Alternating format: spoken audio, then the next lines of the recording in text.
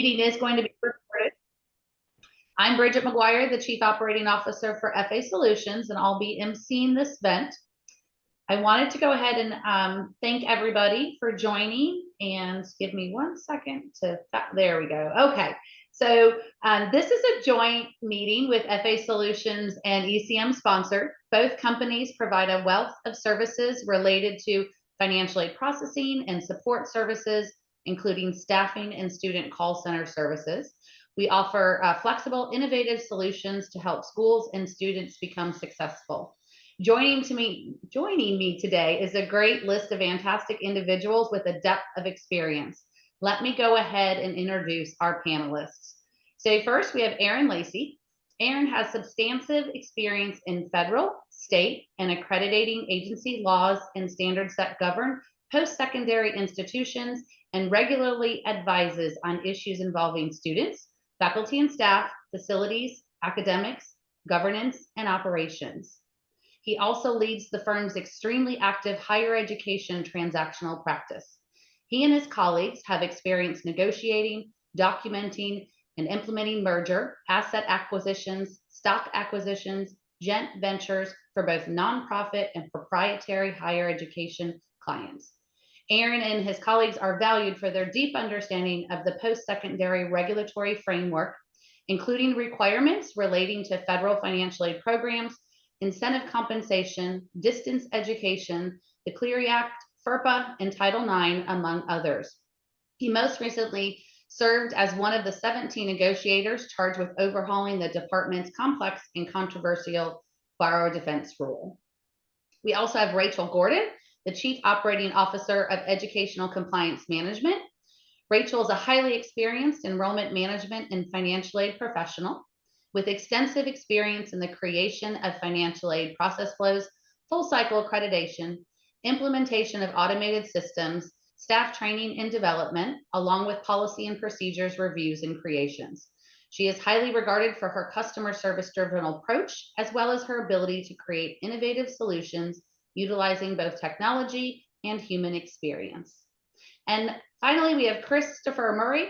He is Thompson & Colburn's LLP partner, a Washington political advocate, policy analyst, and a strategic advisor for the education sector. Chris understands education policy, which spans all corners of education from pre-K through primary, secondary, and post-secondary, from institutions and trade associations to technology companies and investors.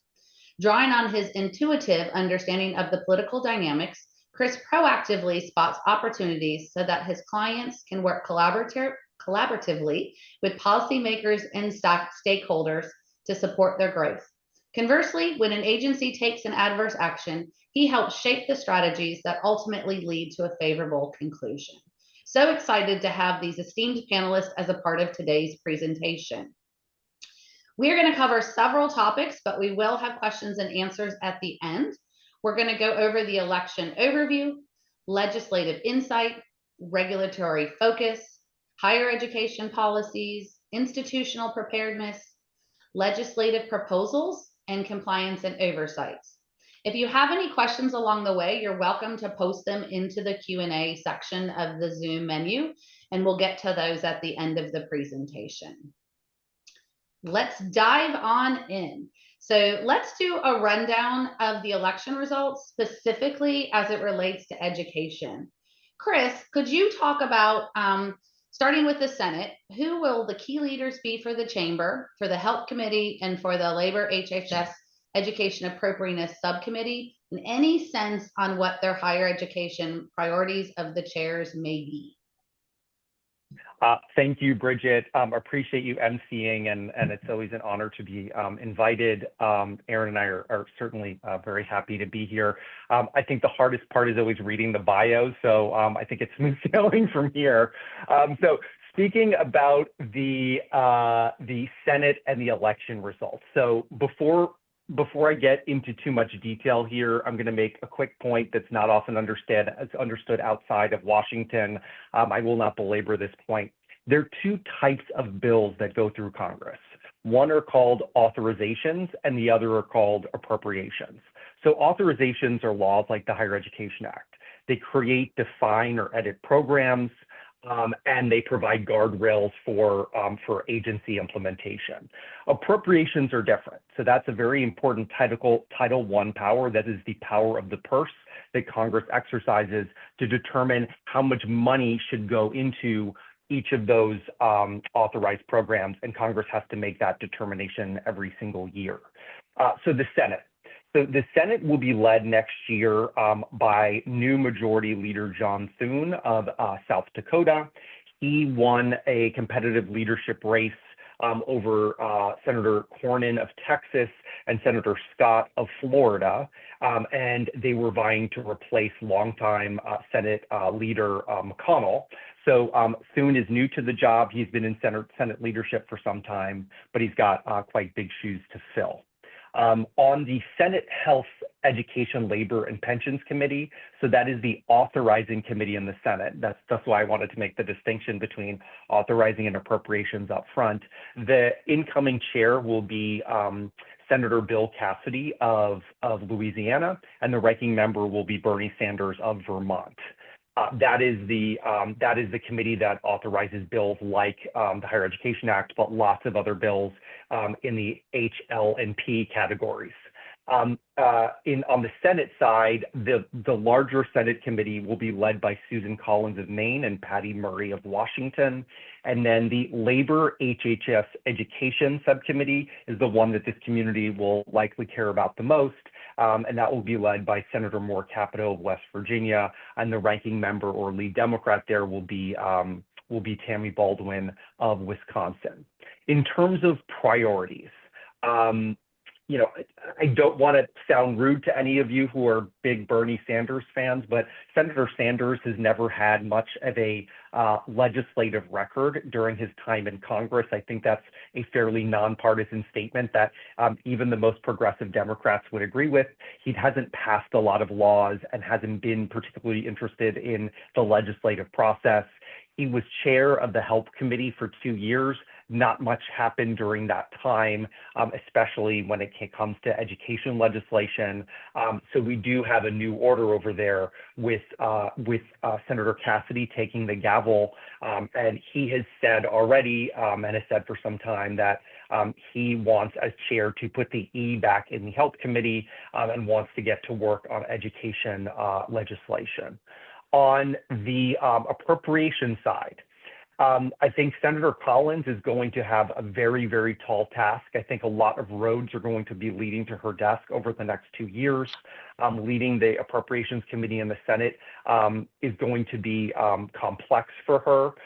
But I think the main thing that she is going to want to do is to keep the government open, to avoid government shutdowns, and to also avoid super draconian cuts across federal programs that could potentially decimate agencies and the communities that they serve. So that is going to be a tall order, and I think she's got her work cut out for her for the next 2 years.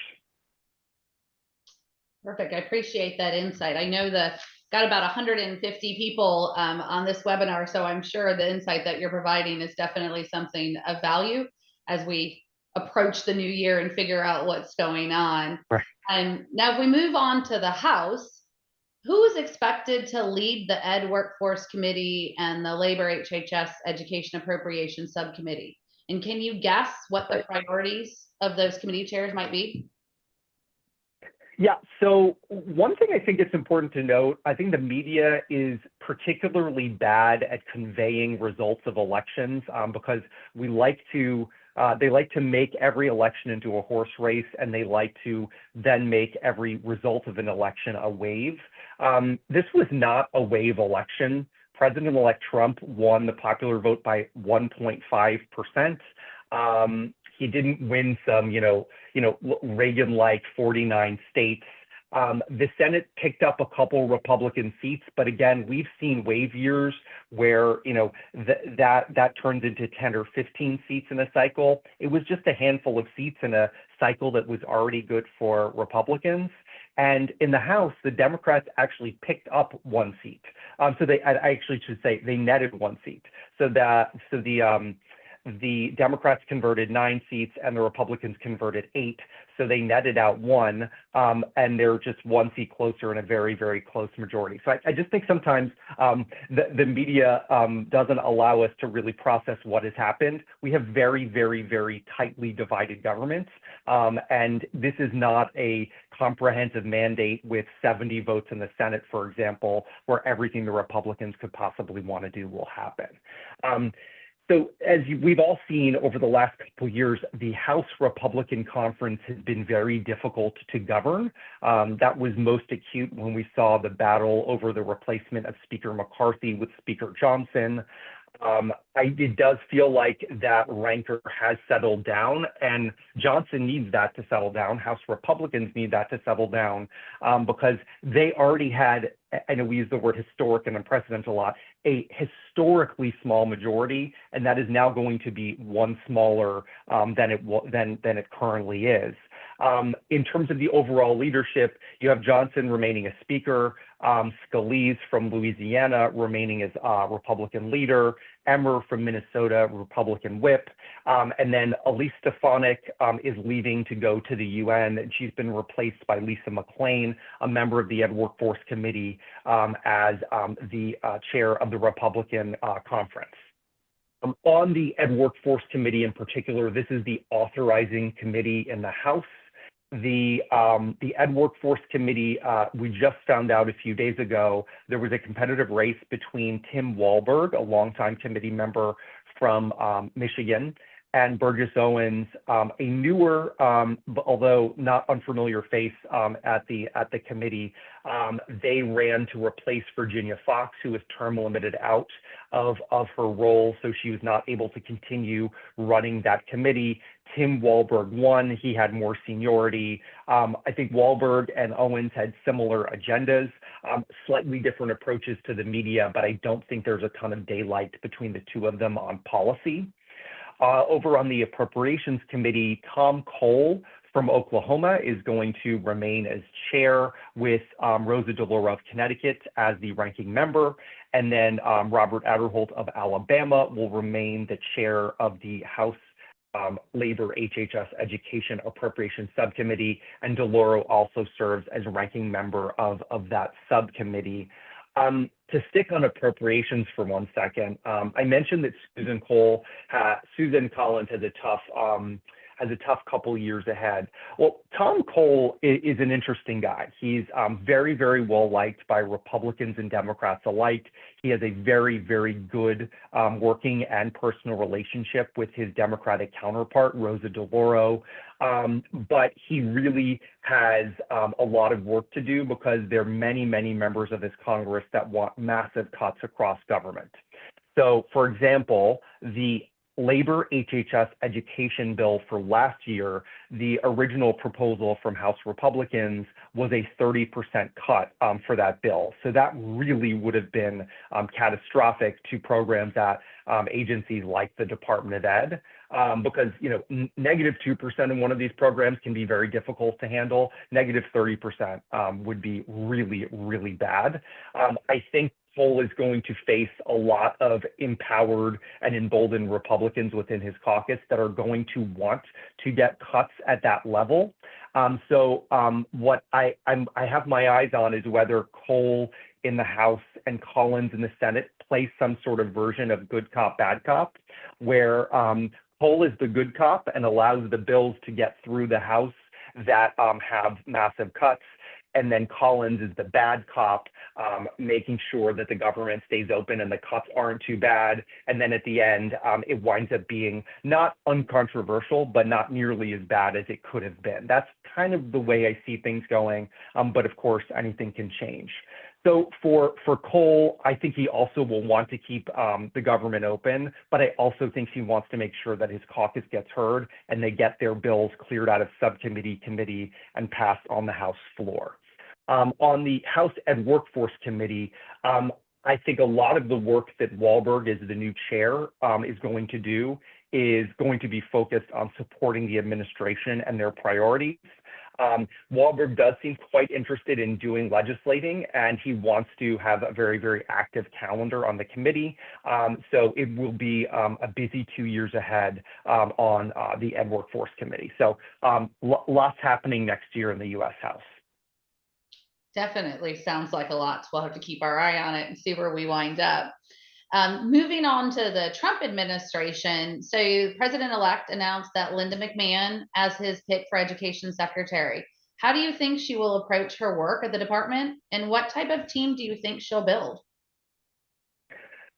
So Secretary-designate McMahon was not on anyone's radar for this particular role. She was on a lot of people's radar for some role, but as many of you know, she was previously the head of the Small Business Administration and served in that role when, for example, PPP was rolling out. So she does have experience at an agency with a lot of lending. So I think that's quite positive. She was also co-chair of the Trump transition. So it's not surprising she landed up in some sort of cabinet level position. I think some folks were surprised that she wound up in education because she doesn't have a robust professional resume when it comes to education specifically. So I'll go through some pros and cons of McMahon as a selection. So her personal views that at least have been able to folks have been able to find in the press and the media and public statements have been pretty moderate on education overall. So nothing too scary there. And as I mentioned, she has experience running an agency, especially one that lends is really, really good. And it is always helpful when the agency that you care about has a secretary that is personally close to the president, because when issues arise, they can have that open line of communication, because oftentimes, a president can select a cabinet secretary for any number of reasons, but they might not have a personal relationship even when they both leave office. So it is really, really good for her to be able to pick up the phone and talk to the president-elect whenever she needs to. The cons are, obviously, as I mentioned, she doesn't have a long track record in the education sector, and she has been the chair of a conservative think tank that is some pretty far-right policies on education. So it's unclear right now whether we're going to get, the think tank views of education or the views that she's expressed in public. So a couple other things about her selection. So she was picked over several other folks whose names had been mentioned that I think would have been way more lightning rod picks, including some very conservative state superintendents. So I think for anybody in higher education, she's certainly a better pick than some of the folks that have been rumored to be on there. There were some folks from the right-wing advocacy world, including the head of the organization Moms for Liberty, that were rumored to be in contention. So I think overall she's a much better pick than all those folks. I will say though, and I think the House majority probably dictated this. There were some rumors that Virginia Foxx could have been in contention for the secretary role. For any number of reasons, I think that would have been interesting. We very rarely get a secretary that has any experience in higher ed. She certainly has experience in higher ed. She knows the HEA backwards and forwards and has worked for that agency directly. So for a policy nerd like me, she was probably the most compelling pick because of her deep experience both in higher ed and in Washington. So back to McMahon. So overall, I think McMahon is going to be a lot like Betsy DeVos. I think she's going to approach the role wanting to really rely on her advisors at the most senior levels. I do think, however, she'll probably be even a little more under the radar than Betsy DeVos was. Betsy DeVos did kind of wind up in the news and the national conversation pretty frequently during the Trump administration. I don't think a lot of people were talking about Linda McMahon, even in the midst of PPP and the COVID crisis.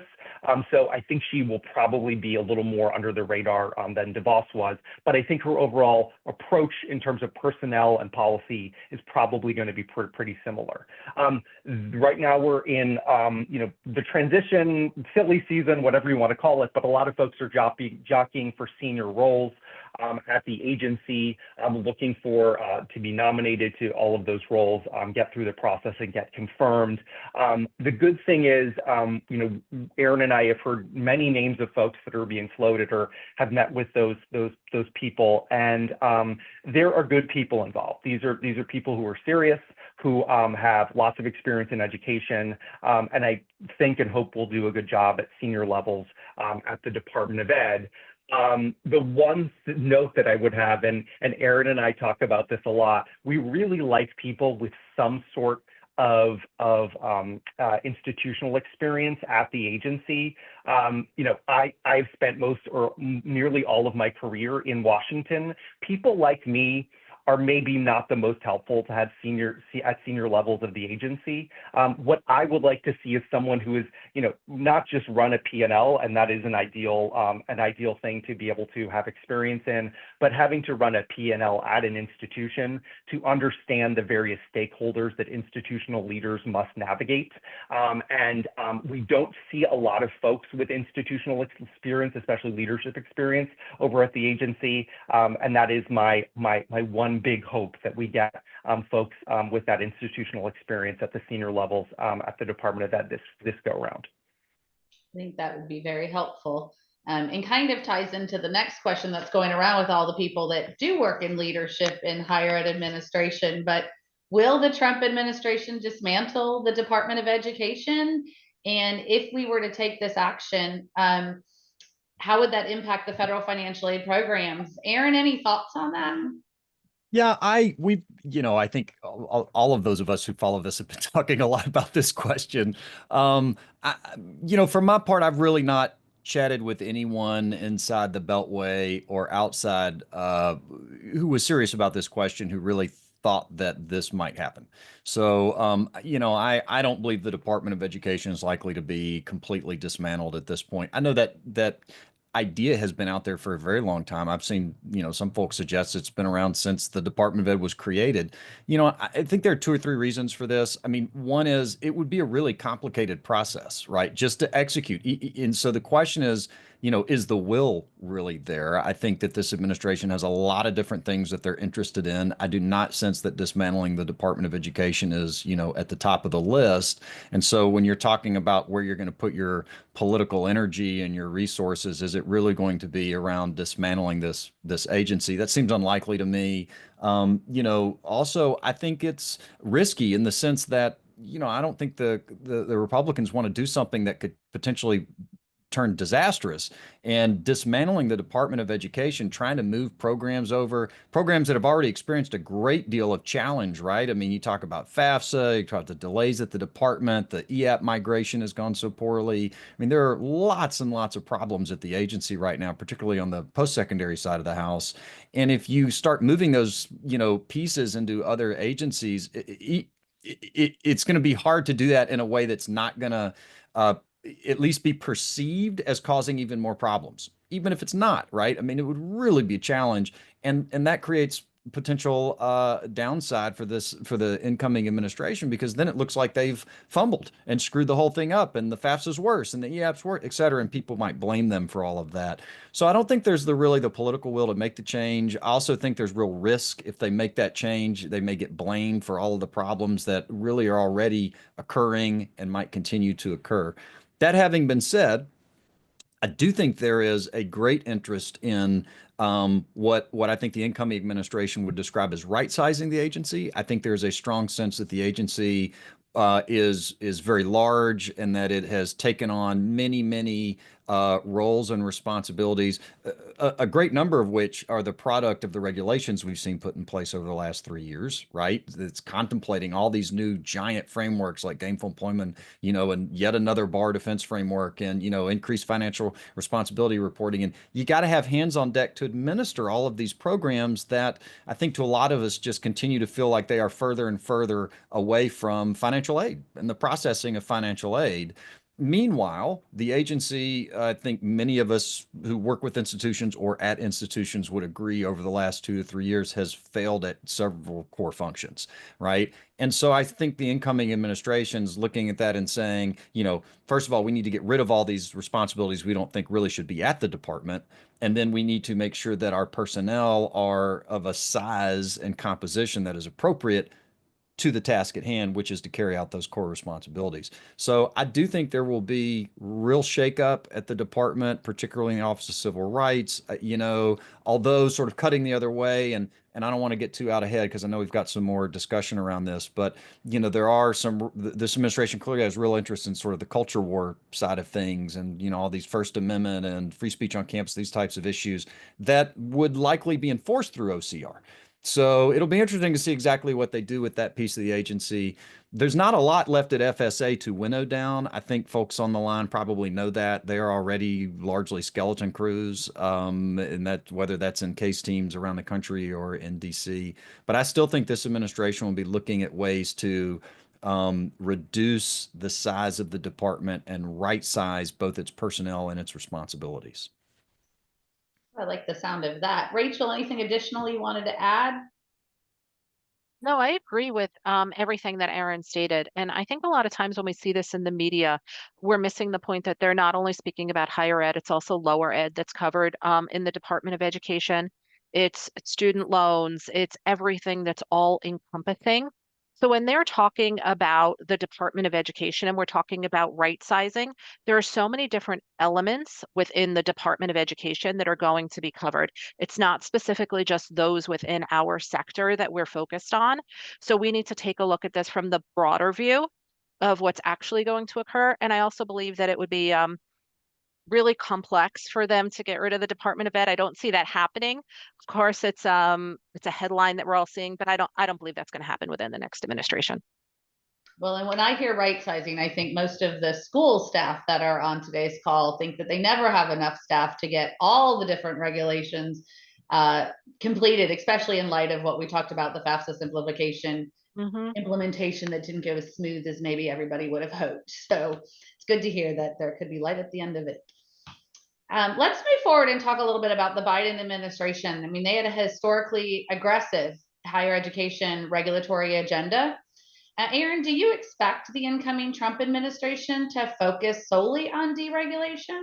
Yeah, a couple of thoughts here. One is, and I think this is an important point to make. I know that the narrative in the media tends to be that, you have a Democrat administration and they put all these rules in place, and then the prior Trump administration came along and, tore them all out, and then now this administration is going to come in and tear them out. I think it is really important to note that apart from gainful employment and maybe a couple of other very small regulatory concepts, for the most part, the Trump administration did not just wholesale rescind regulatory packages, right? I mean, the Obama administration put into place the bar defense framework, the first really meaningful bar defense framework. And the Trump administration, I was part of that rulemaking you mentioned earlier during the bios. We didn't kick that out. We revised it to a process that we thought was more appropriate and fair to institutions. Right. And then you look at financial responsibility reporting. The Obama administration created that framework. Again, that was my neg reg. We didn't kick that out completely. What we did was we winnowed down the list of things that had to be reported, and we focused on things we thought were more reasonable for institutions to be required to report. But there's a little bit, I think, of this false narrative that the Trump administration just came in and deregulated and kicked everything out, and then the Biden administration came and put it all back in. That's not quite true. I think in my mind, the way to sort of think about it is in terms of priorities, which also gets to this question. The Biden administration, first of all, as Chris mentioned, did not have very many folks in the administration who actually had spent time among the political appointees who actually had spent time working in institutions. And I think we saw that with like the third party servicer misfire, right? I mean, for most of us in higher education, it's hard to imagine that if anyone who had seriously spent time in higher ed had reviewed that, someone would have flagged that and said, boy, this seems like it's going to create a lot of problems. And it really emphasized, I think, for a lot of us, the extent to which things were coming out of the White House, potentially getting through the department and not being vetted by folks with institutional experience. Their policy priorities sort of in my mind fit into two big buckets. One was loan forgiveness and the other was accountability, usually in the form of increased disclosures like gainful employment, bar defense, all of those things sort of fit into one of those two buckets. I think this administration, when you think about like what are the two or the policy ideas, for me it's two that are really going to drive their activity. I think one is going to be the sort of culture war stuff, right? And I think the target's largely going to be elite institutions with billion-dollar endowments, which the good news is that represents probably very few of the people on this call. It's like 0.5% of higher education, right? The vast majority of us are out there at regional private nonprofits and proprietary and career schools and, community colleges and aren't dealing with those kinds of problems.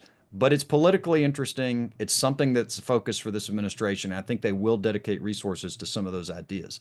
The other thing I think they are going to focus on, which is probably much more welcome to the folks on the line, and certainly to me as someone who practices daily in this space, are these nuts and bolts regulatory frameworks. I do think we will go back to, gainful employment, bar defense, financial responsibility reporting, this 150% rule, or the 100% rule, the bare minimum rule, however you want to think about it. I mean, all of these different regulations, they're also just huge changes to the change in ownership regulations, financial responsibility, administrative capability. I mean, the Biden administration, I would describe as undertook the largest, sort of most sweeping regulatory agenda we've ever seen, probably since the creation of the Department of Ed in any 3-year period, with all the rulemakings and all the ideas that they touched.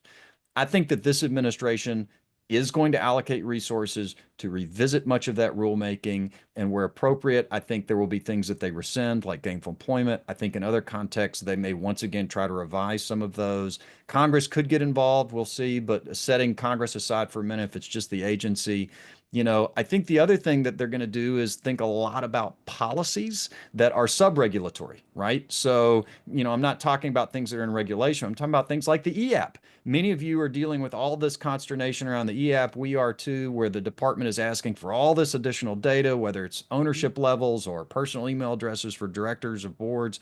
None of that is in regulation. This is just policy that the department has decided to pursue, much of which I think is problematic for institutions.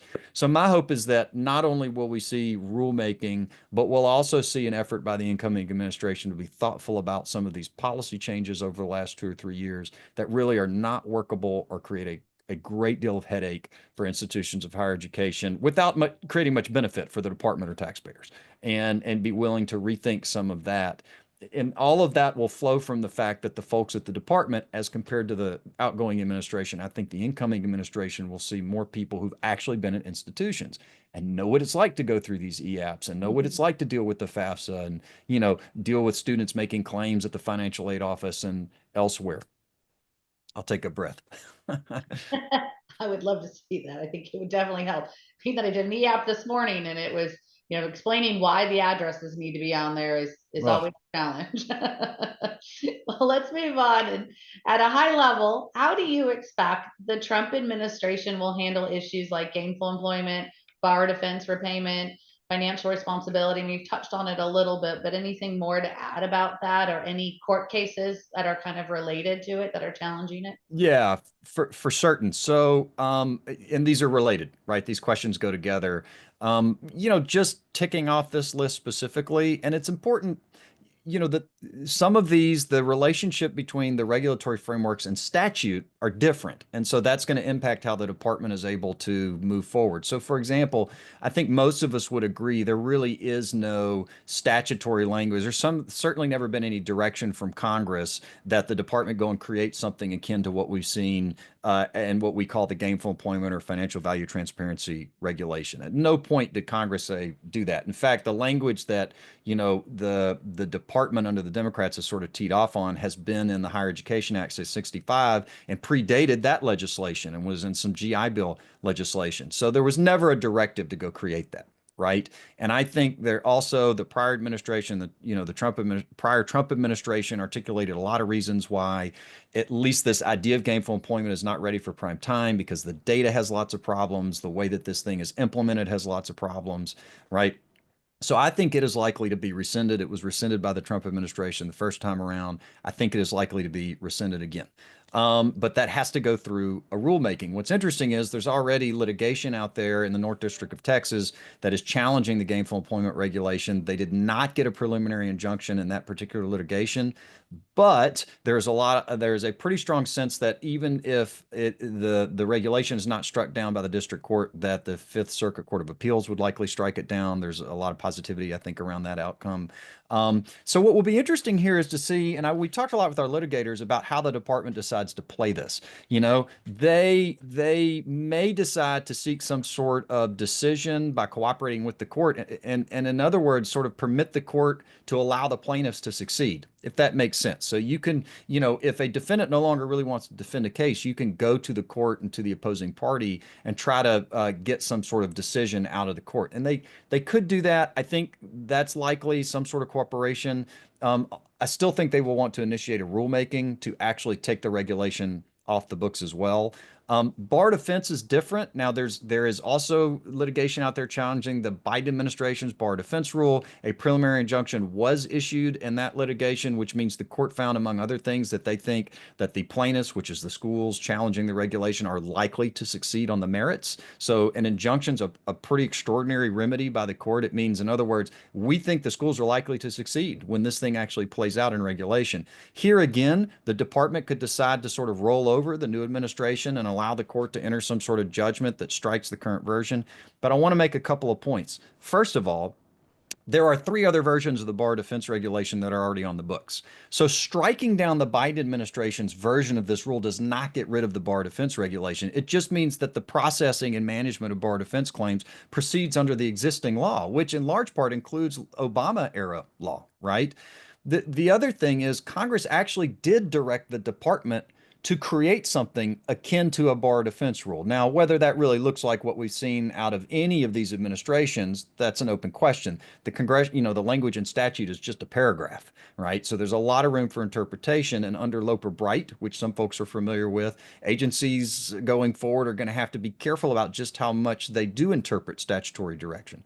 But the fact remains that as opposed to gainful employment, where there's no clear statutory directive to even create this thing, there is statutory directive to create the bar defense rule. And there are a lot of versions of this that are already on the book. So even if the litigation were to kill the Biden administration's version of it, we would still have 2 or 3 different versions that are out there. So once again, this administration might say, you know what, we want to try to clean this up. We're going to try to go through a rulemaking, get rid of all these prior things that are sitting on the books and create a sort of streamlined, more reasonable process.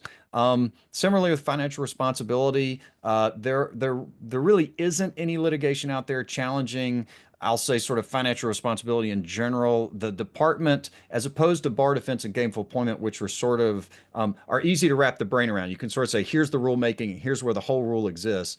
The Biden administration touched a lot of different parts of financial responsibility, whether that's in the context of certification or recertification or changes in ownership. So it's sprinkled all throughout the regulations as a concept. And we don't have any litigation that's seeking to like strike all of that in some unified way. But I do once again think that this administration is going to initiate a rulemaking. Financial responsibility has been something that we've been thinking about. Obama, Trump, Biden. I think we will see it again considered as part of the Trump administration. So there's a lot that's going to be on the block. I think you're going to see rulemakings intended to address all of these issues. I also think you're going to see action in court where some of these issues have been challenged in court. And all of that's going to sort of come together to drive what schools have to comply with ultimately in the next 2 to 3 years. Very helpful. All right, so it's been 16 years without a higher ed authorization reauthorization. Do you expect Republicans will prioritize a bill like the CCRA next year, or is there any chance, and is there any chance that it gets done? Chris, what do you think? Well, Aaron, from your last comments there, I feel like the advice there is for all of us to get some sleep over the holidays because we're going to be exhausted by next year. So Higher Education Act. So the HEA is very reflective of what has happened in Washington with the pace of legislation over the last several decades. So we had the original 65 HEA that was reauthorized like clockwork every 5 years or less between 65 and 98. Then we had a 10-year gap between 98 and 2008, and then this now yawning and growing gap of 16 years and counting. So the short answer is I really want to get to HEA reauthorization. This bill is not a total anachronism. There are other bills that are much older in need of reauthorization across the federal government more than the HEA. But for example, the HEA as last written predates the switchover away from the FFEL program to the direct loan program, which happened in 2010. So there are a lot of technical changes that need to be made in the Higher Education Act. And I really hope that we get to the HEA reauthorization in the next Congress, and if not then, sometime in the next few years. A dear friend of mine, who's the president of a education trade association here in DC, who was a longtime House and workforce staffer, recently said on a panel with me at an event that he doesn't think the HEA will ever get reauthorized during the course of the rest of his career. And I believe he's in his early 50s. And he plans on working to at least his mid 60s. So there are certainly folks that don't think this is going to happen anytime soon. All of that said, the College Cost Reduction Act is a piece of legislation that should be on everyone's radars. This is a piece of legislation that Virginia Foxx cleared out of the House and Workforce Committee earlier this year. There were some rumors that she might try to get floor time this month to try to get it passed before they break for Christmas. That seems increasingly unlikely with the lack of legislative days left between now and the end of this Congress on January 3rd. But it's an important piece of legislation for a number of reasons. First of all, House Republicans have tried different iterations of HEA reauthorization under Dr. Foxx and her predecessor, John Klein. Those, I would say, were more kind of nibbling around the edges of HEA reauthorization, not making kind of big fundamental changes. This piece of legislation is much, even though it doesn't address every single title of the Higher Education Act, this is a much more comprehensive look, especially at the Title IV portions. And the thing that is particularly interesting about this bill is it was written before the fall of Chevron and the rise of Loper-Bright. But Dr. Fox's very smart staff seem to be planning for the erosion of Chevron when they were writing the bill. So for example, in several areas, it says, you know, the gainful employment rule is going away and you cannot regulate in this area again. For other rules, it says, you know, this is the rule and you can regulate, and this, you know, and these are the parameters in which you can regulate. And for even other rules, it says, this is the rule, you know, and we're going to keep this. This stays in place, but you can't regulate any further. So third-party servicing in that last of three buckets.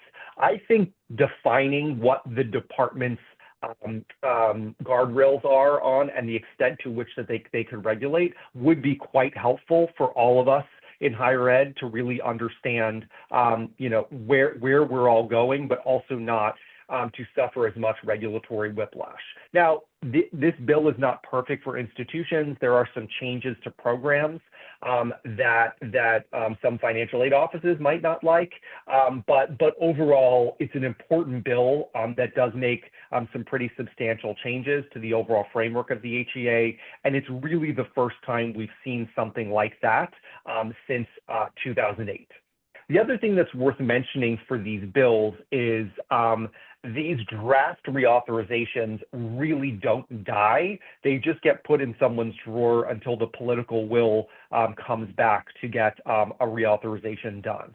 So for example, about 8 years ago, the Ed Workforce Committee under Republicans released a draft HEA bill. Now that was based on a bill that John Boehner, when he was committee chair, had drafted in 2005. So these, wherever HEA reauthorization goes, I can guarantee you that House and Senate Republicans are going to be using the CCRA at least as a template for some of the changes that would go into whatever bill they're drafting.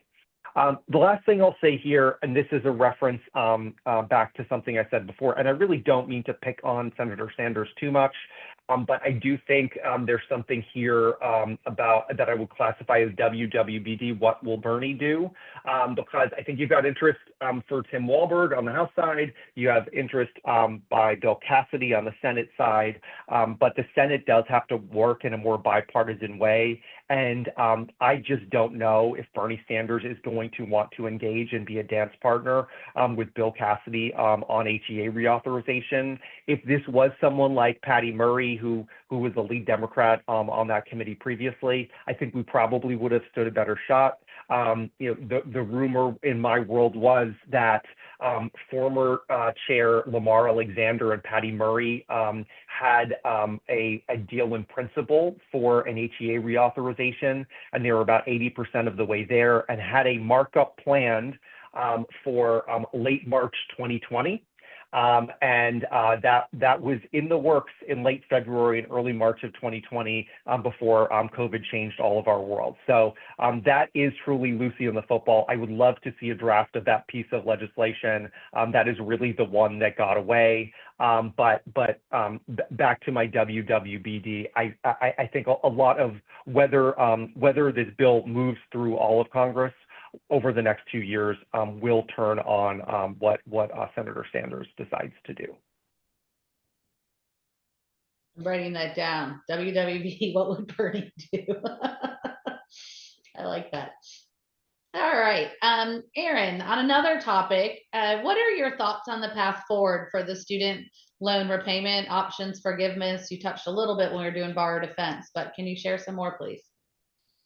Yeah, I mean, I think the department's two big sort of regulatory packages on loan forgiveness are probably dead in the water, right? I mean, there's one that's already held up in litigation. Actually, they're both held up in litigation. One is, actually became final regulation. That was the sort of plan A, and it's being held up. It also is one, there is an injunction, I believe, and I believe that's another one where it's very unlikely it's ever going to see the light of day. And then the second regulation, which was sort of the department's plan B, never even became final. It was open for public comment. I think their hope was to get it to out the door by November 1st of this year, which did not happen. I cannot imagine that the incoming administration is going to make any effort to take that back up.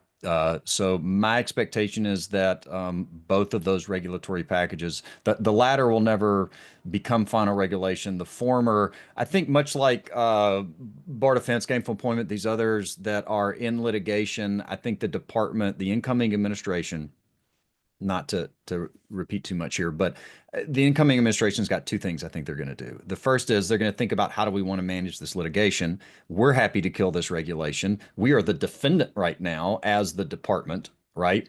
So maybe we go to the court and to the plaintiffs and we seek some sort of order from the court, right, closing the litigation. But then in addition to that, I think with regard to Plan A, the original loan forgiveness litigation or rule, I think that they will also take formal action through rulemaking to pull it off the books. I don't think there's any scenario where they want to strictly rely on an order from the court. I think they will also want to go through rulemaking to officially change or modify or rescind any regulations that are on the books that they don't like. I'll also just note for folks, it was also the case when the first Trump administration came in that there was, for example, gainful employment litigation that was outstanding. And in that case, that litigation sort of similarly just disappeared into the wind, and then the Trump administration rescinded the rule. So in both cases, the Trump one, and I think again here in Trump two, they're going to do something with that litigation, whatever they think is most advantageous and most efficient, and then they're going to initiate a rulemaking process to pull it off the books. And I do not sense that for the incoming administration, loan forgiveness is a major policy priority. Certainly nothing like we saw out of the Biden administration, where it was maybe the premier policy priority for them. Very helpful to hear.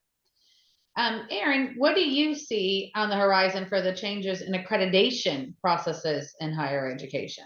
Yeah, I'll lead off on this one, although I'm very interested, obviously, to hear Rachel and Chris and their thoughts on this as well. I think this is where the incoming administration is going to seek to exert some of their thoughts around the culture war scene, right? So I mentioned earlier, OCR may have some Office of Civil Rights, which is inside the department, may have some ability around like Title VI, which prohibits discrimination on the basis of nationality, ethnicity, things of that nature, to go in and push institutions to act in certain ways that think that this incoming administration believes are sort of consistent with its views around First Amendment and protection of sort of ethnic or national based behavior and speech on campus. OCR may have another role in there, but one of the things sometimes folks forget, my guess is many people on the line know this, but some may not, is that any accreditor that's recognized by the U.S. Department of Education, in order to secure that recognition, has to agree to comply with a range of regulations in 34 CFR that don't govern institutions directly, but govern the accreditors. So if I'm going to be recognized by the department, I have to play ball with the department's regulations that apply to me. And then periodically they go through this process that NASIKI has a role in, right? And the department has a role in, where they sort of affirm that recognition by the department. Can be very political at times. I think one of the things that this administration is going to do is to go back to those regulations that govern accreditors. And, there's been a lot of discussion in the media around and dissatisfaction with accreditors. Interestingly enough, it seems like both the Democrats and the Republicans are unhappy with the creditors. They seem to get hit by everyone, right? But I think this incoming administration in particular seems very focused on the role of accreditors. There's a lot of rhetoric around the feeling that they are not getting the job done.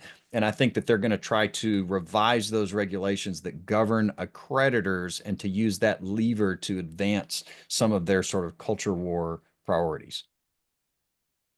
Rachel, Chris, interested in your thoughts as well on this.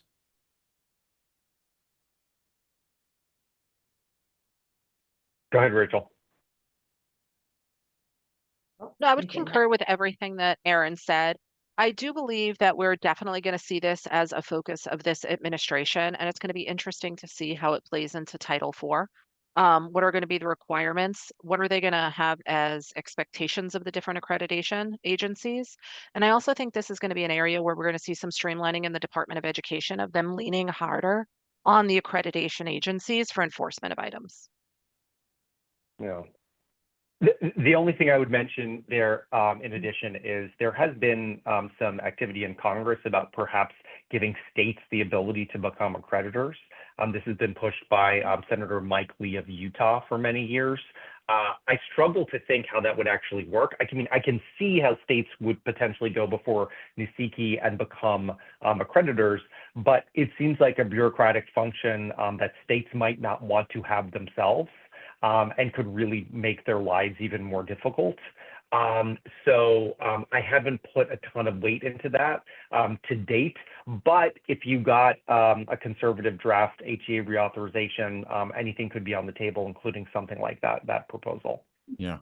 And I'll just add as a coda to that. I mean, some may know, certainly if you're in New York, but there is one state that is currently approved as an accreditor, and that's New York State Education Department, and has been for what, like 30 years, 40 years. Ever. And yeah, and my understanding was that happened, and then there was sort of a sense that that was not a good idea, and that the department and others sort of in the political world were trying to steer away from that. I know there are folks in this administration, certainly in the Southeast in particular, as well, that feel pretty strongly about states trying to reignite this idea of becoming accreditors. But I just want to Chris's point, and for the folks on the line who have some gray hair in their beard or hair or whatever, you may remember there was an effort by the federal government back in the 90s to create these SPEs, not state portal entities, but sort of another idea from the 90s where they were going to push a lot more responsibility on the states. And they even created regulation to do that. And the states basically just said, yeah, we don't have the bandwidth. And I think that's still the case today. We work on lots of processes, substantive changes, and other kinds of things with state agencies. And many of them, not unlike the federal government, are straining with resource limitations. They'll have one or two people who are available to review applications. The notion that they could take on sort of really considerable new functions is interesting, and I think would require a significant change, at least for the state agencies that were willing to do this. The other thing is it sort of calls into question the balance among the triad, which is always out there and being discussed. But, for a long time, the understanding has been that the states are really there for a consumer protection function, and it's the accreditors that are really there to sort of think about the quality of the education that's being offered. And this would muddy those waters, although I think that the department over the last 3 years has already been muddying those waters insofar as it has been stepping into a serious consumer protection role that has gone far beyond administering the financial aid programs and much more into sort of the kinds of things that we thought states and accreditors were supposed to be doing. So it is interesting, but I agree it's going to probably be something that is up for discussion here as part of the accreditation thinking. And I don't know, it'd be really interesting to see how states and accreditors react to that. Definitely interesting. The next question, I know we touched on just a little bit when we were talking about some of that, home address and email information required, but we've all seen a lot of the changes required in the new EAP.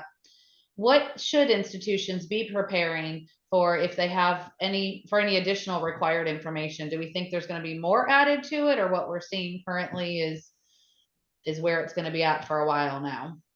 Aaron or Rachel, any thoughts on that? Rachel, I'm happy to jump in. Feel free, and I'll follow up. Yeah, I have really strong feelings about all of this because I think this is I think the current issues with the EAP are really sort of the epitome of what has been a problem over the last 2 to 3 years, right? I mean, we have a subcontractor that, and I'm not sure who was working with the subcontractor, maybe a few people from the department, maybe folks from the White House. It's hard to say, but what is crystal clear is that the vast majority of folks in the case teams that you all probably work with on a daily basis, including senior folks in the department, were not involved in putting together the EAP and all the questions that are now being asked. We've had, as I'm sure, I know Rachel and ECM and others have, and certainly many of the schools on the line, lengthy conversations with the staff where it has been made very clear that they were not involved in all of this. Unfortunately, they are now fielding all the calls and trying to figure out how to move schools forward and get applications approved. So, out of the gates, you've got this issue, you're trying to work with people to solve problems who are not actually involved in creating the system and are sort of left with trying to defend its structure, even though many of them, I don't think, would have agreed to include a lot of these requests for additional information. So that's frustrating.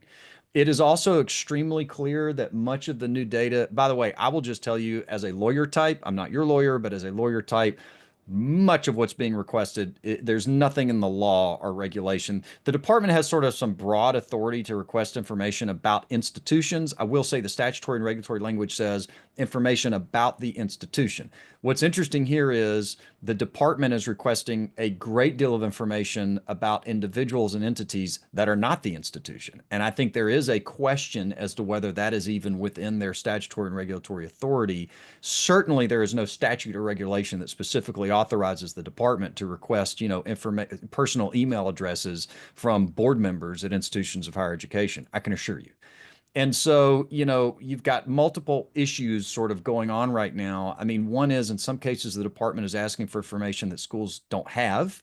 Mm-hmm. In other cases, they're asking for information that schools don't have any legal authority to obtain. You can ask your own employees. So if you've got your president, you could ask your president to provide their address, their email address, their home address, et cetera, because that person is an employee of the institution.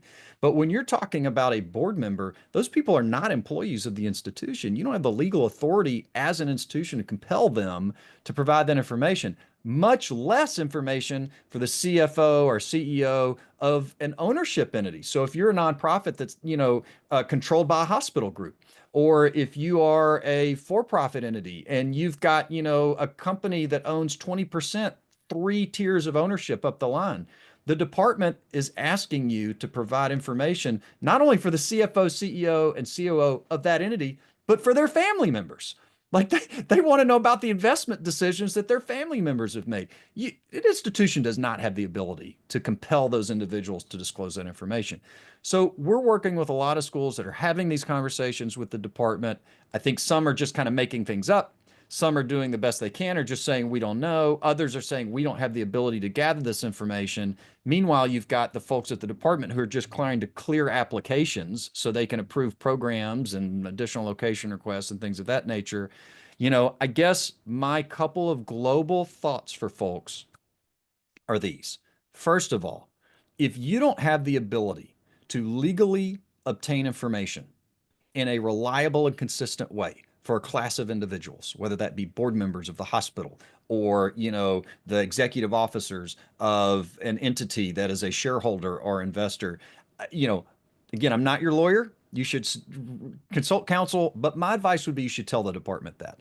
I think it is more problematic to guess or give incomplete information, or because you start to go down this road of, well, maybe we can get a little bit for this person, but not this person. Now you've got inconsistent and unreliable data that you're putting into a system that your CEO is certifying under signature to the federal government is accurate. I think that's a problem. And I would strongly encourage you to have conversations with counsel or others about how you're going to approach this and whether you want to try to draw some lines with the department. The other thing I would say is, to the extent the department, they're having problems with the system, like, for example, if you're a for-profit entity and you have two owners over, that have 20%, that's 40%. And let's say all your other shareholders have less than 5%. You're not obligated to include them in the EAP, but the system wants this 100% at each level. So what the department is suggesting to folks that they should do is create some sort of fictitious concept, right? A placeholder that says, shareholders less than 5% of school X. But the EAP is clearly designed to hold legal entity information. Like, you can just look at the questions, right? Where was this entity incorporated? Like, the obvious implication is that this is supposed to be a legal entity. And now you're being directed by the federal government to put in a placeholder concept that is not a legal entity. How concerned you are about that, again, is up to you. But my advice would be, I would try to document, if I could, I would ask the department to confirm very clearly in writing that they have directed you to do that. And then I would put a memo to file, making sure that you've made a record that you had this conversation with the department, there was an issue, and that they had directed you to do this. I also encourage you to talk with your counsel or compliance officer, whoever that might be. But, these issues are frustrating in the extreme, not just for schools, but for the folks at the department who are trying to clean up this mess and get your program approved again, or your new location on your EAP, or your change in ownership, or what have you. But you need to be aware, as you all are working through these processes, that it's, in some cases, the department may be advising you to do things that, I'm not saying they're being dishonest or unethical or anything like that. They're just trying to get the application cleared, but it may create risk for you. And you want to be sure that you are very thoughtful about that, and that you're documenting why you are putting things into the system, particularly if they are not true and factual things, but if they are, example, like placeholders. So That's to absolutely layer great. to layer on to what Aaron's saying, it also opens up a question of where should the EAP reside? Traditionally working in higher education for over 20 years at schools, I have always seen it reside in the financial aid office. With this Great. myriad of additional information, personal contact information, family information, the question becomes, does it continue to reside there, or is it time to open up conversations of who should actually be your eligibility and oversight coordinators and who should be completing the EAPs? We've been having conversations with our schools regarding this, if it should move to different layers, because we're now opening up this information to your directors of financial aid or other individuals, where these used to be a really simplistic form, really basic about the school. And now it's more about the people, their families, and their lives. So these are conversations I would highly implore you to start having if you have not already. And if you'd like information on what the additional questions are that they've added to the app, please feel free to give us your contact information. Myself and Bridget have personally been working very closely with our schools to complete their EAPs, and we're happy to provide you with information on this, as it's very important to know ahead of time. Also, the amount of time that it's going to take to complete your EAP has substantially increased. There is an enormity of additional information, and depending on the complexity and type of your school, it might open 30 to 50 additional questions, also depending on layers of ownership, board members, etc. So I would definitely start having conversations. And if you have any questions regarding this, please feel free to reach out to us. Again, Bridget and myself have spent a lot of time working on this. Yeah. Great points. Great points. Definitely a new world, that's for certain, in that application process.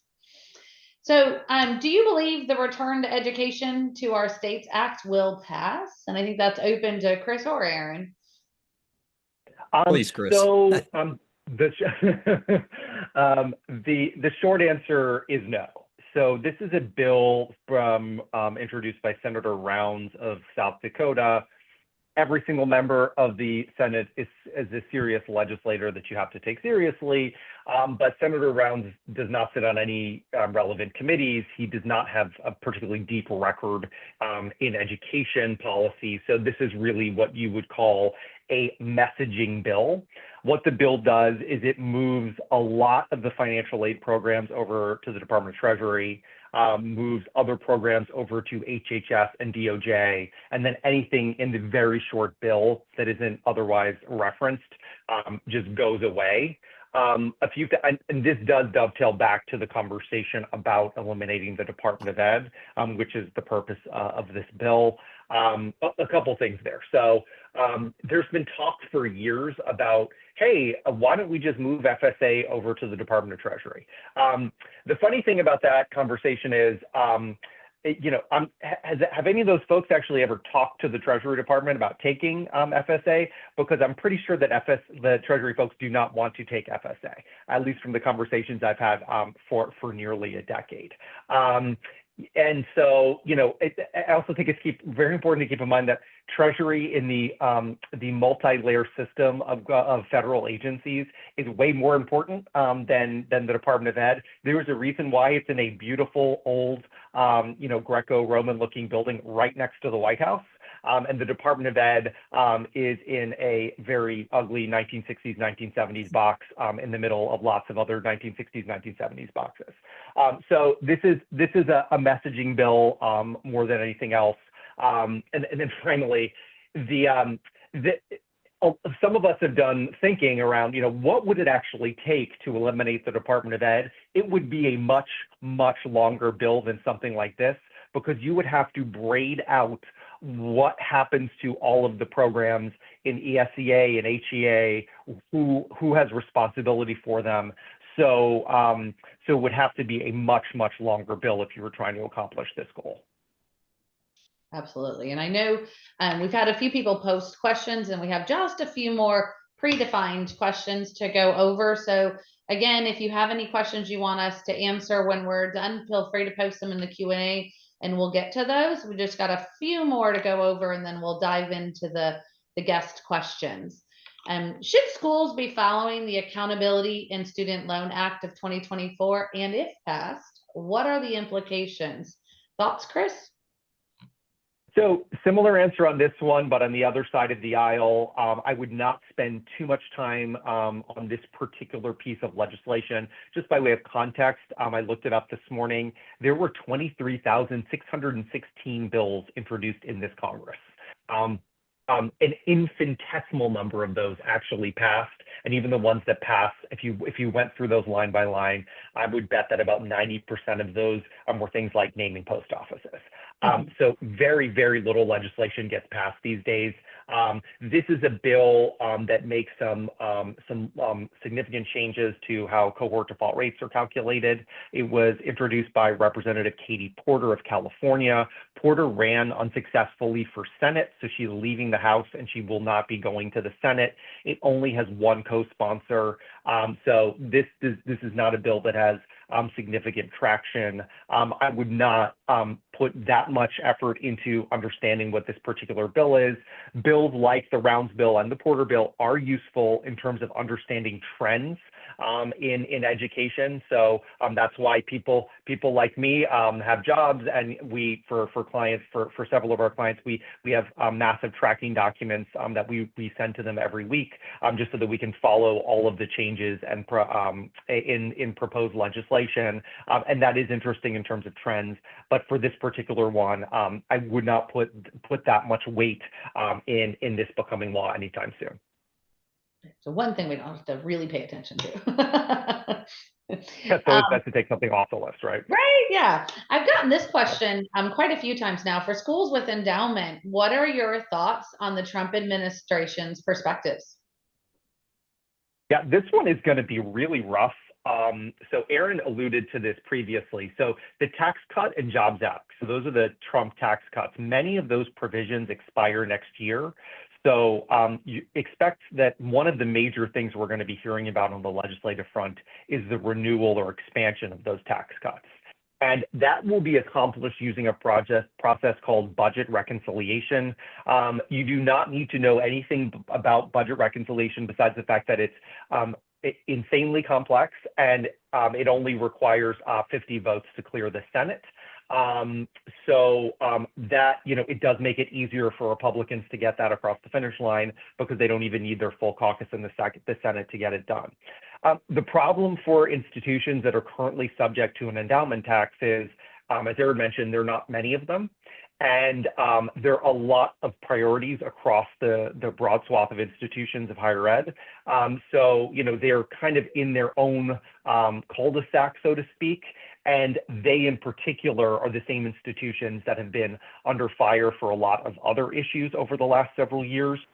So if I was one of the institutions that is currently the subject of an endowment tax, or you think you might kind of get into that list next year, I would absolutely be thinking about hiring external lobbyists and PR firms because you are going to need a sophisticated strategy to try to beat this back because it feels like it's coming like a freight train right at you.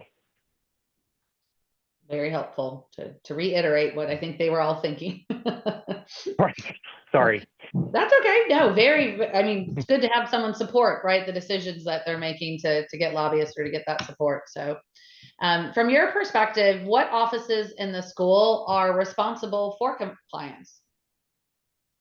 Aaron or Rachel, any thoughts?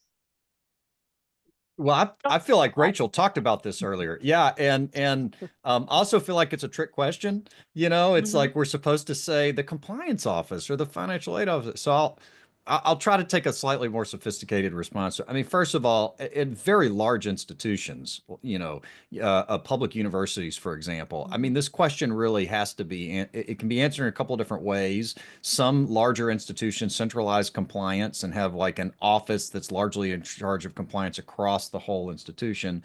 But more commonly, I think you've got sort of your general counsel, maybe some compliance professionals, but in a large organization, you'll have folks within each vertical that are sort of assigned for compliance in that vertical because it doesn't make sense for the same person who's responsible for financial aid compliance to be responsible for compliance in the athletics program, right? And it's just too big an organization to do it that way. Now, for a lot of smaller schools, whether that be private, nonprofit, liberal arts, career schools, et cetera, but not huge state university types, but smaller institutions. I think it is still the case if they're lucky enough to have a general counsel, and I just mean not that anyone's lucky to have a lawyer, but I just mean a lot of institutions don't have counsel in-house even today, right? But if you do have an attorney in-house, and you may also have a chief compliance officer or someone who's sort of the director of compliance, those folks will kind of form the nucleus of the compliance group. But then they'll still have to be working with folks in human resources and federal aid. We're focused on Title IV here, but you guys know if you're sitting in an institution, you got a lot of different divisions within the organization that have compliance responsibilities. If you've got clinicals, you may have OSHA guidelines to deal with, and hospital, and I mean, there's a lot of compliance to deal with in the world today. So it's got to be a effort that involves folks from lots of different divisions or verticals, however you want to think about it, within the organization.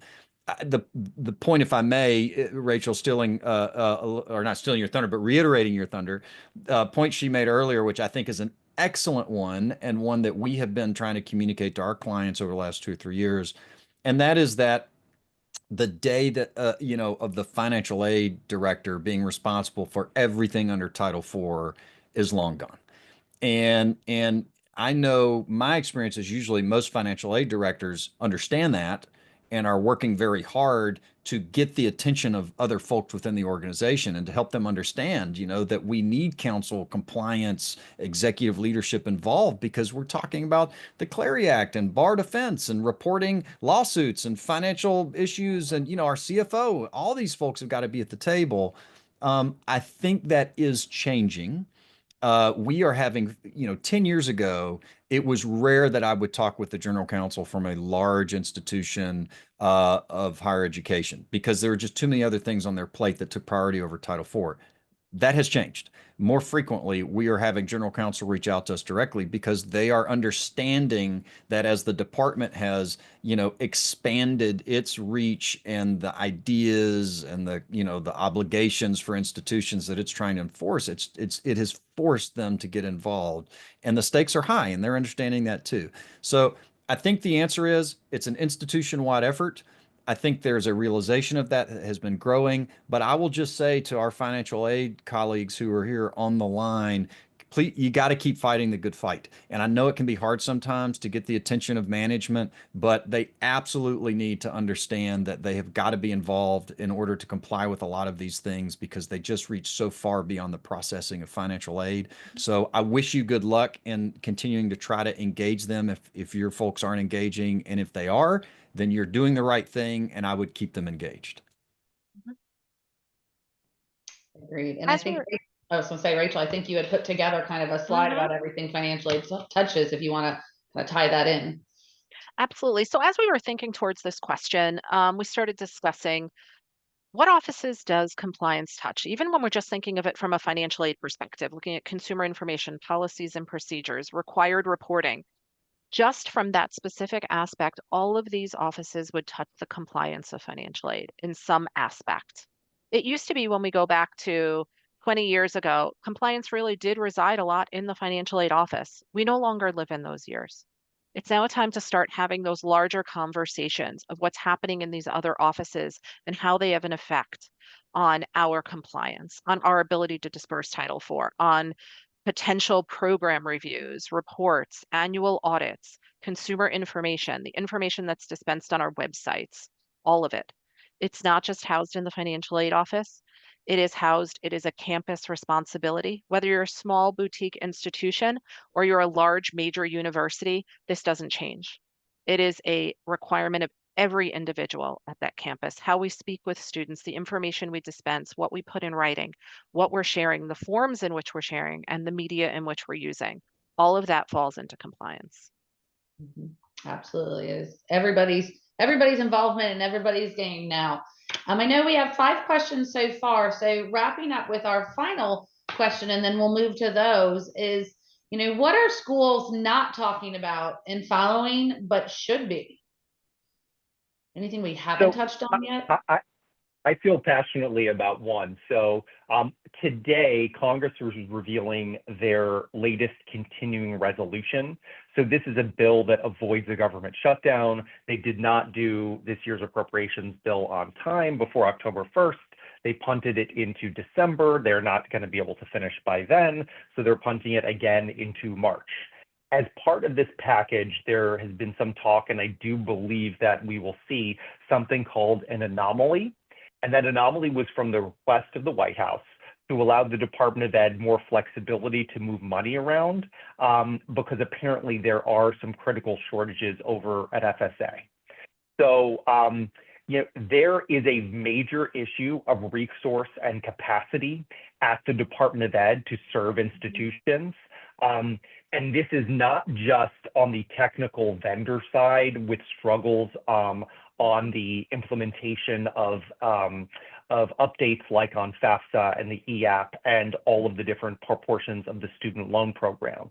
This is, the number of FTEs at the agency and getting the day-to-day work done. And I know it is not sexy. I know a lot of folks are really frustrated with FSA over the last several years. But if it takes you, months for someone to respond to an email, or you just can't get your EAP done because there are fewer and fewer people at the agency due to budget constraints, the problems that we have now, unfortunately, could get even worse. So if you do have the opportunity to speak to your legislators and or you're visiting Washington on a Hill Day, I'd encourage you to put on your list making sure that FSA is adequately funded, and you can even throw in an understanding that Congress might need to put in additional guardrails to make sure that funding is well spent. One item that I would throw out also is having schools start to focus again on their default rates. We have been blessed Yeah. with 2 years of 0%, Yep. and we are soon going to start to circle back to seeing what the actual default rates are of our student populations. We have borrowers who were not required to pay during COVID. Then they were given grace for another year, and now schools are going to go back to true default rates. And we need to start discussing that, working with our borrowers, looking at which of our students are repaying and working on communication plans so that we can ensure that we can progress forwards in a positive way, and also re-educating populations on what it means to be in repayment, to be in the appropriate repayment plan, and really supporting our financial aid offices. Well, they're most probably going to start to have questions from alumni on what do I do? Yeah. I'll sort of point to a couple of regulations. We talked a lot about earlier, or I talked about all the litigation that's out there. So we've got these big regulatory packages. I keep saying gainful employment, bar defense, that are subject in some cases to injunctions, et cetera. But I just wanted to highlight a couple of affirmative obligations that have not gone anywhere and at the moment are not enjoined. And keeping in mind, it will take the department 2.5 years to rewrite some of these regulations and have them rescinded or revised. Most of the folks on the line, I assume, know, if the department initiates its first rounds of rulemaking late this year, you're probably seeing proposed comments early next year. And if we're lucky, so I mean, in late 2025 is when they would start the rulemaking. You'd see proposed final comments and a final rule by November 1 of 26. I think the earliest you could see new regulations taking effect would be July 1, 2027. Now, litigation could impact some of that, but to the extent we're talking about through rulemaking. So between now and July 1, 2027, I want to highlight two rules. First of all, the financial responsibility reporting rules are on the books, the Biden administration version of those rules. They are significantly expanded. There are some in particular concerning requirements around purporting provisions and credit agreements, when a lot of schools have credit agreements, with lenders, et cetera. And it's important to be aware of those reporting obligations and to look at the guidance and then to talk with your CFO, counsel about what you're going to report. And I think there's some thoughtful decision making to be made about whether schools are going to report or not report and how they're going to interpret some things. In many cases, the department's guidance seems fairly far afield from the regulatory text. So I think you've got decisions to make about, are we going to comply with the regulatory text? Or are we going to try to comply with, what some staffer at the department is interpreting this regulatory text to mean? But the financial responsibility reporting requirements are something that's worth paying attention to. And I don't hear folks talking about that as much, though I think there is some increased understanding. The other thing I'll just flag, if you are in the business of distance education, please keep in mind that there are, the new requirements that dropped into the PPA July 1 of this year that obligate you to ensure that if you have what I'll call a professional licensure program and you're enrolling students from other states, then you have got to ensure that your program can satisfy the requirements of that state. So you have disclosure obligations, but you have a fundamental Title IV eligibility question there. And that is another one I'm not hearing talked about as much right now. I mean, there was a lot of buzz from NC Sarah and WCT and some of the organizations that do a lot around distance education in July and August and September. I'm not hearing as much about it, but if you are offering distance education and enrolling students outside of your home state, that's a big deal, right? Even if you're an NC Sarah, it's still something that you got to be thoughtful about because this is a professional licensure requirement, not a fundamental state authorization requirement, which Sarah would cover. So financial responsibility reporting and those new professional licensure requirements for Title IV eligibility for programs are both things that I would keep an eye on because those are probably not going to change for 2.5 years unless we have litigation. No, I think that's a good call. And that's actually one of the questions that was written in is, do you see GEFVT going away under the Trump administration? Which I think we've already covered, but I think the answer is not at the moment. Yeah. And then since the major focus on House Education Committee has been anti-Semitism at universities, how do you expect those reports, investigations, et cetera, to continue under the new administration? I think that that's just one battle in the overall culture wars. I think that battle will continue, but I also think it's going to expand and shift over to the Department of Ed because the new folks will use the Office of Civil Rights over at the Department of Ed to expand that particular battle in the overall culture wars. Yeah, I'll just add, and we have some folks in our office who really focus on compliance with non-discrimination laws. And, Title IX, there's sort of been this huge framework that's grown around Title IX since about 2010, 2011, where you have, much more prevalent Title IX coordinators and offices on campuses. It's really Title VI that would get at a lot of this. That's the one I mentioned earlier. And so the speculation right now is, will we see this administration push a version of Title VI compliance that starts to look and feel like Title IX compliance? So are schools going to have Title VI coordinators? And are they going to have, sort of processes for managing protests and things like that on campus? And to Chris's point, I think that they would use the department's OCR, specifically enforcement authority of Title VI and maybe the Department of Justice, to push schools in that direction.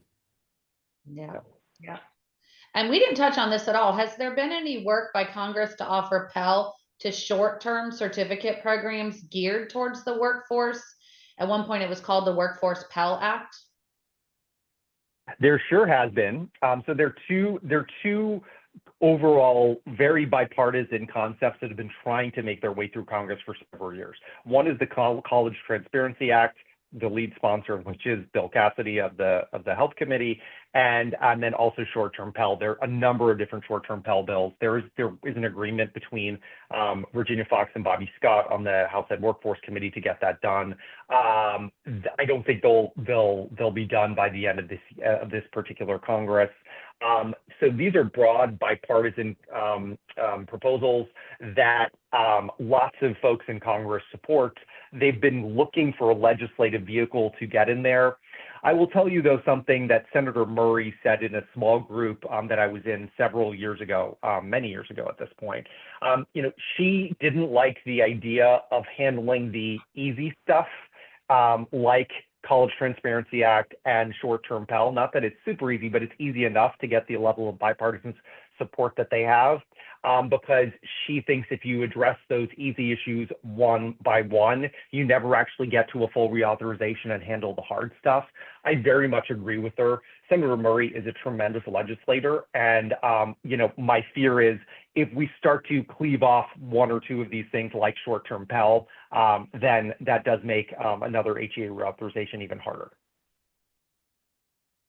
Okay. We've got a few more, but we only have a few more minutes. So I was trying to read through them quickly to see.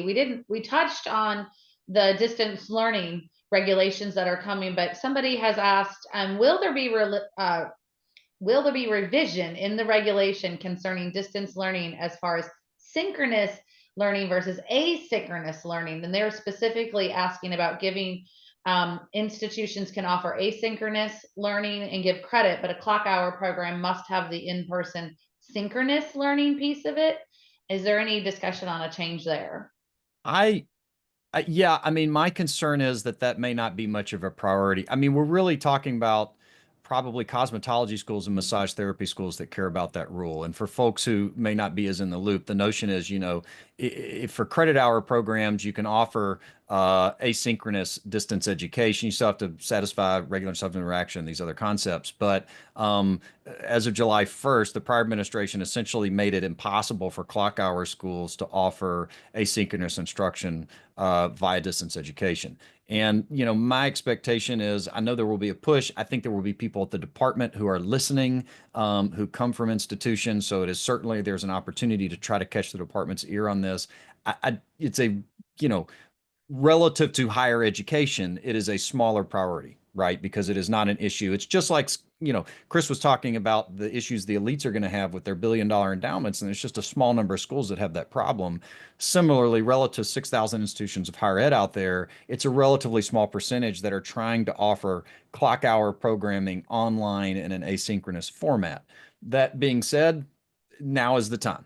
to try to reach out to your friends at the department and or on the Hill, and to get this on the priority list, because they are thinking right now about the things that they want to tackle in the months and years to come. Yeah, yeah. Okay, I'm gonna try really quickly. Do you see aid programs targeted to minority students being phased out due to affirmative action ruling? This is going to be a really difficult issue over the next several years. There are programs like the federal TRIO programs that are focused on first generation low income students. There is one TRIO program that does specifically mention a racial preference in the law. That is the subject of a lawsuit right now. But I think it's going to be a mixed bag. I think some of these programs will be challenged in court. There is a lot of interest by right-wing groups to try to take down as many of these rules and programs as they can. The one that's prominent right now is the ongoing litigation about the Naval Academy. So I don't think any of this is going to stop anytime soon. But I think many or most institutions do view their service to any minority population as sacrosanct for their values.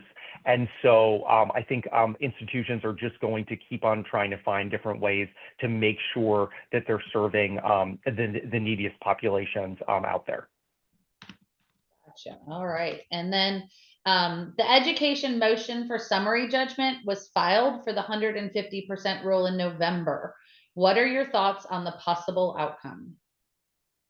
Well, I mean, the court already, there was a preliminary injunction there. And again, a preliminary injunction suggests that the court has already concluded not only that there is irreparable harm if the rule went forward, but also that it was likely that the plaintiffs were going to succeed on the merits. So the court has already signaled that they think that the plaintiffs are going to win, basically. And with that having been said, my expectation is that the plaintiffs will win. All right. Well, I know this was a lot to cover. Super informative. I just can't thank you all enough for joining and giving your expertise. Very eye-opening on many of the topics, I think, of things to think about. I do know we had two other questions, one about prioritizing all the things on their docket, and then just Title IX. Rachel and I will reach out and clarify that for those schools, because in the essence of time, I know we're already over. And just wanted to say thank you. Just fantastic knowledge. Clearly, you guys know what's up and going through Washington and higher ed, and just appreciate the insight. Thank you so much. And I hope everybody has a great holiday season. Likewise. So much. Happy holidays. Thanks. Bye-bye. Bye.